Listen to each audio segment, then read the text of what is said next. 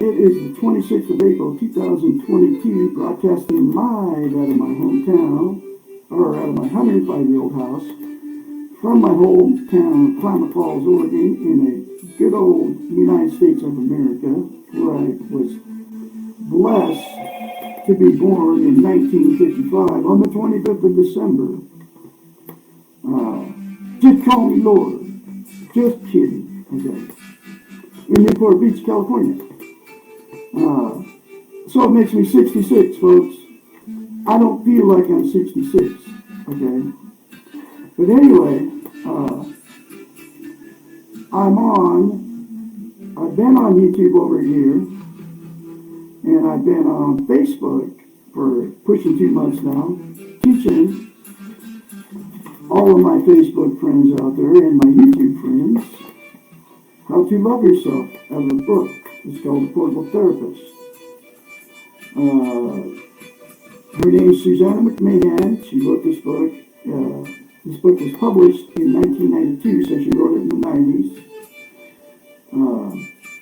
30 years ago, folks, she lives in Madrid, Texas with her husband. She's 73 years old. Every chapter in this, I call them lessons. This book doesn't have chapters. Every lesson in this book talks about how we've been trained and taught not to have a healthy mind. And one of the ways they've done that, they trained us not to love ourselves, not to have self-esteem. That's why you don't hear the 2 words ever. Nobody talks about self-esteem. Anyway, so she's had thousands of clients as a psychiatrist, a counselor, and therapist for many years.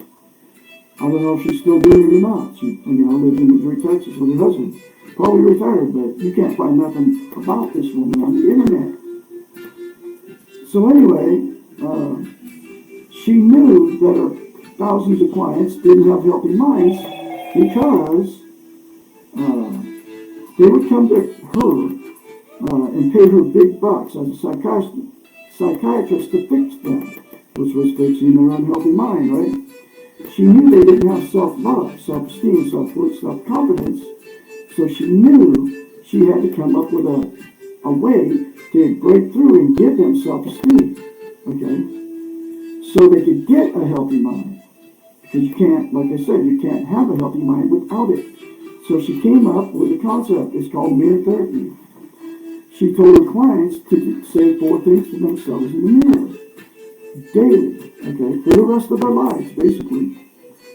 And they are, say I love you, say I love my inner child, say I'm worthy to be loved, worthy to be loved, okay? And that gave her clients self-love, self-esteem, self-confidence on steroids, and she knew it would, okay?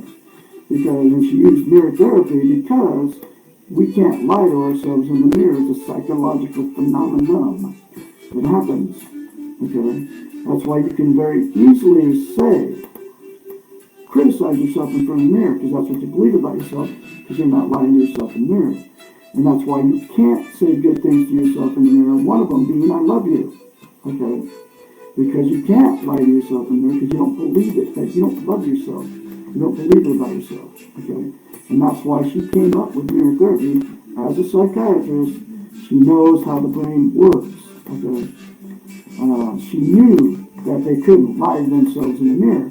That's why she told them and gave them the assignment to go home after their session with them, and before they came back, they'd have to go home and say it every day to themselves in the mirror. I love you. I love my inner child. I'm worthy to be loved, worthy to love, and I'm full of goodness, okay? And that's why she told them to do that.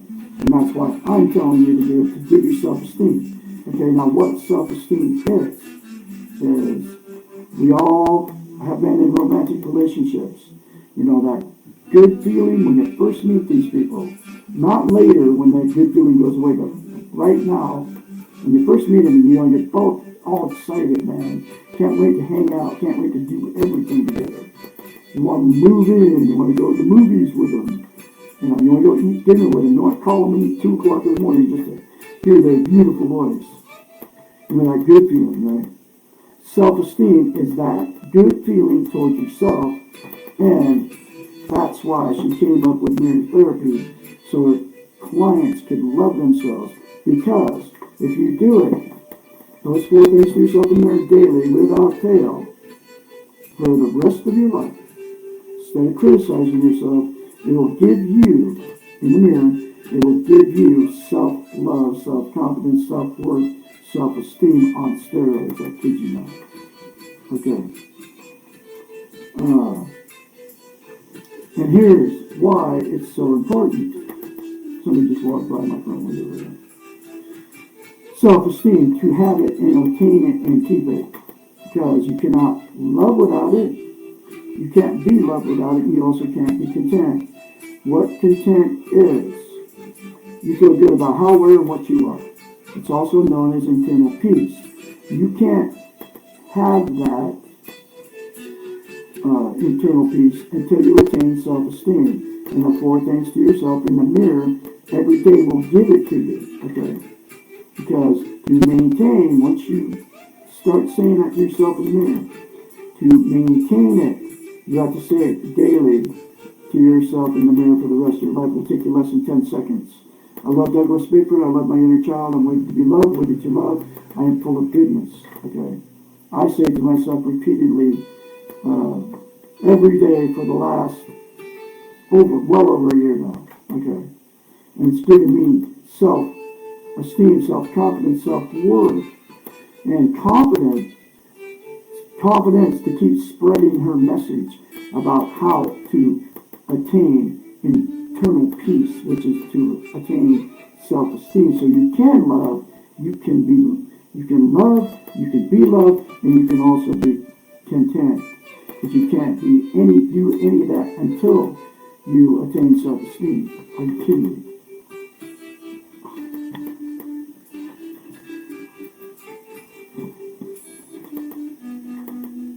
Anyway, I just started my video up for YouTube. But so anyway, what happens with people that aren't content, okay, because they don't have self-esteem, is there's 10 things that people use to try to make themselves content.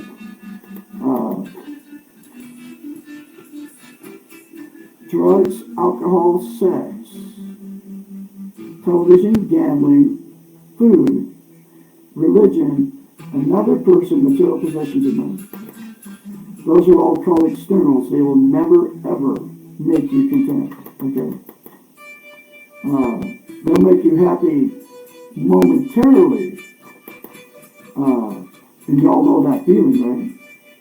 You know, you drink alcohol, you get the one fuzzy feeling, always goes away. You smoke pot, you know, that high goes away, so then you have to do more of those two just to get the happy feeling back, right? Television, the exact same thing. Turn on the Bluetooth, you know, feels good while you got it on, then turn it off, doesn't feel good. Sex, exactly the same thing. Food, you eat till you're full, and then that good feeling goes away, but then people overeat the good feeling. It feels good to eat, so you keep overeating past full, and then you get overweight. And you feel bad about yourself because you got overweight. Religion, same thing. Go to church, feels good, and then you walk away from it, doesn't feel good anymore. Relationships, good feeling goes away. Money, you got the good feeling when you get it, and then that good feeling goes away. Material possessions, same thing. And then that's it. That's the 10 things. Gambling, same thing. Right? That good feeling never, ever lasts. Okay? And the absolute only thing that will give you permanent happiness, permanent content, is the 4 things to yourself in the mirror. Okay? And then the other thing about self-esteem is you can't love without it. You can't be loved without it. So what happens is there's three things that will happen that people get in relationships, whether it's a marriage or not. There's three things that will happen. People without self-esteem, right? The relationship will become toxic to two people because they'll attract exactly what you are, somebody with no self-esteem. So the relationship becomes toxic. The lying, the cheating, the yelling and screaming at each other, the calling each other's names, the drinking. Anyway, I just started my video up for YouTube. But so anyway, what happens with people that aren't content, okay, because they don't have self-esteem, is there's 10 things that people use to try to make themselves content.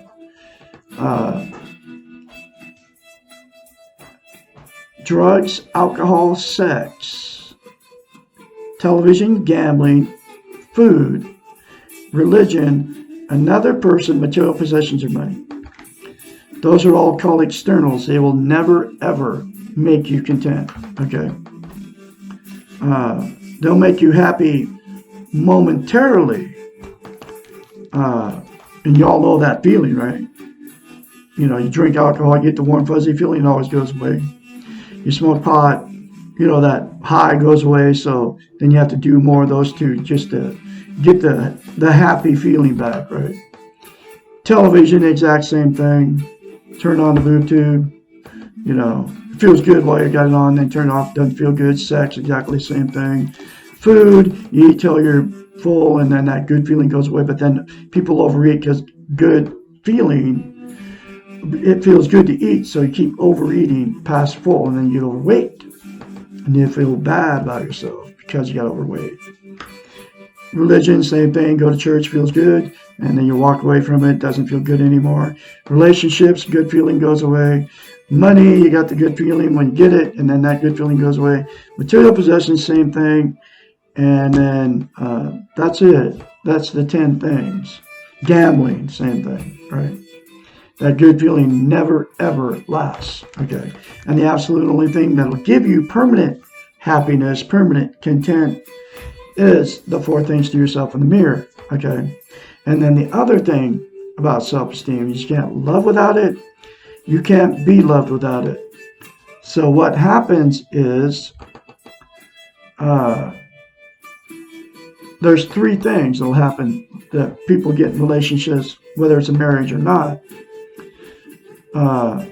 There's 3 things that will happen. People without self-esteem, right? The relationship will become toxic to 2 people because you'll attract exactly what you are, somebody with no self-esteem. So the relationship becomes toxic. The lying, the cheating, the yelling and screaming at each other, the calling each other's names, the drinking, the drug use, the lies, the secrets that you keep between each other, from each other. After that good feeling goes away, then becomes toxic without self-esteem. And you've all been in it. You all know what I'm talking about. That's why you've been married more than once. And then what'll happen, or had many failed relationships. And then what happens with that? You split up. And then both people will blame each other. They go tell all their family and friends, get them on their side. It's all their fault. It's all their fault. It's never their fault. And you all know what I'm talking about. I've done it. You've done it. You blame each other because you don't want to take responsibility for the failed marriage, but it really was neither one of your fault. The fault was nobody's ever taught you how to love yourself, okay?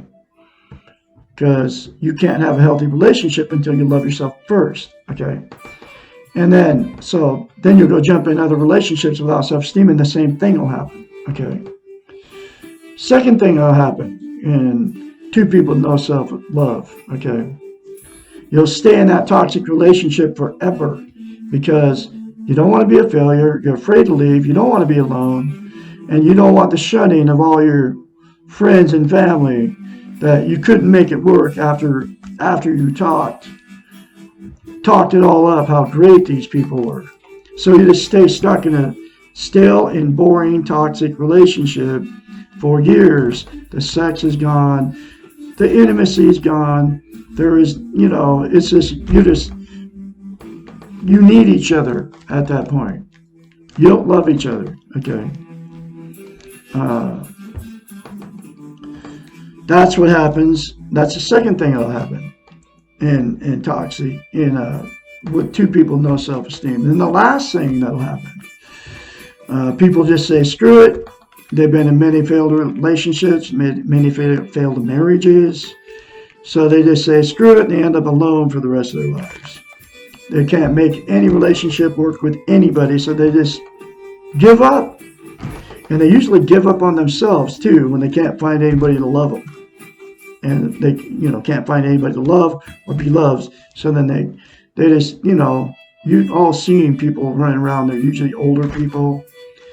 They don't take care of themselves anymore. They go outside without makeup. A woman, the guy will quit shaving. They don't comb their hair. You know what I mean? You've all seen them, okay? Everywhere you go.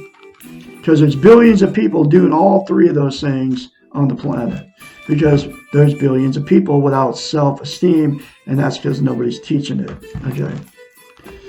But it can all be cured. All three of those situations can be cured with the 4 things to yourself in the mirror daily without fail. It'll give you self-esteem, self-confidence, self-worth, self-love, okay? If you do it and you keep doing it. Because to maintain self-esteem, like I said, it's like lifting weights.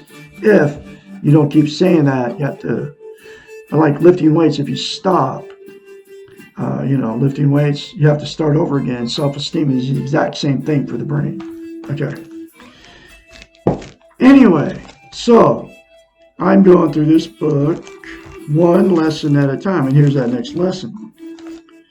Lesson number 62. Why do I feel so weak when I ask for help? One of the great paradoxes of our time is that what looks like strength is really weakness, and what appears to be weakness is really strength. This is particularly true when asking for help. It takes a lot of courage to admit that we do not know, that we are scared and lost. We've been trained, and here's where this training comes in, being taught, right? We have been trained to believe that we have to know and that it is wrong to be afraid. We have also been trained that showing our feelings is a form of weakness. Men don't cry, women don't show anger, and children should be seen and not heard. We are supposed to be strong, in control, and invincible. That's what the television teaches you, okay? We are supposed to rise above our very humanness. Why?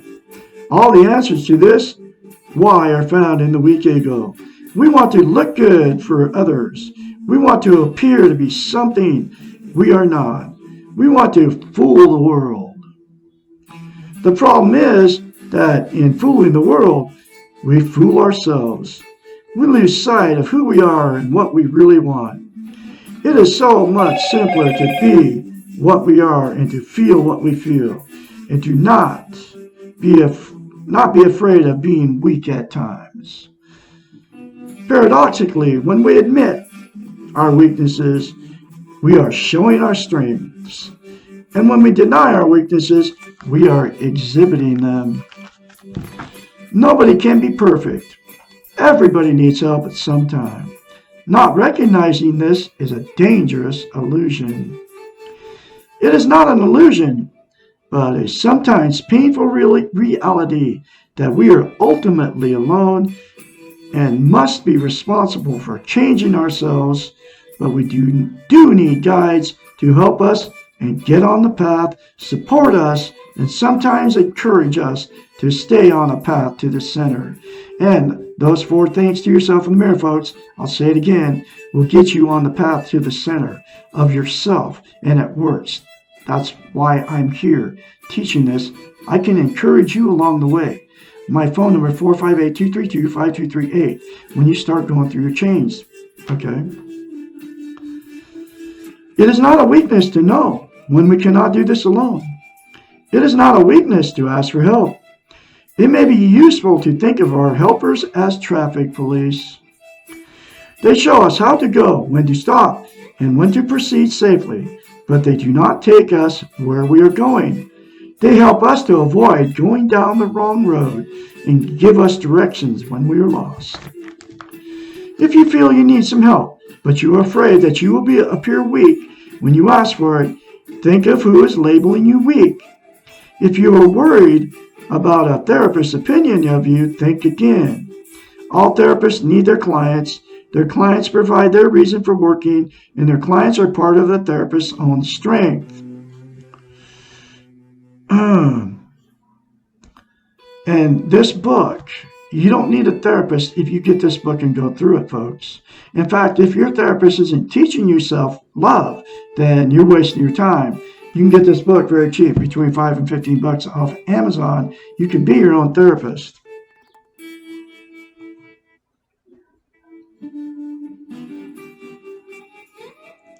Let's see.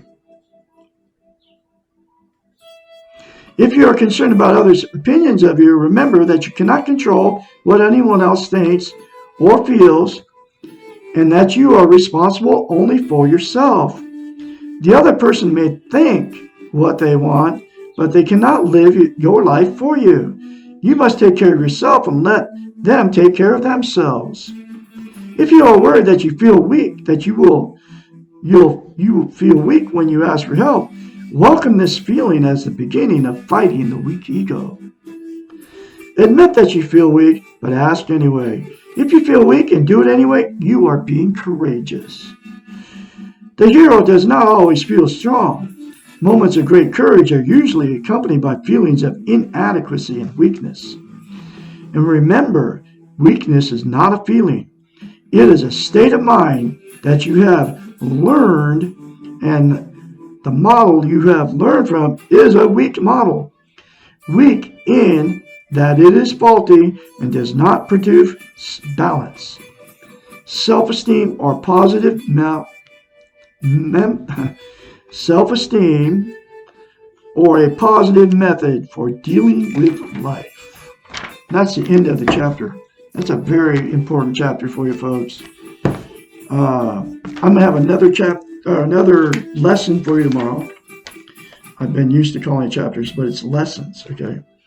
And that next lesson will be lesson 63. Why do I feel so different from others? And I can be your mentor when you start going through change. 458-232-5238. Call me anytime, day or night. Y'all have a great day out there. And remember to say 4 things to yourself in the mirror. It'll give you the strength and the courage to deal with what's going on in your life right now.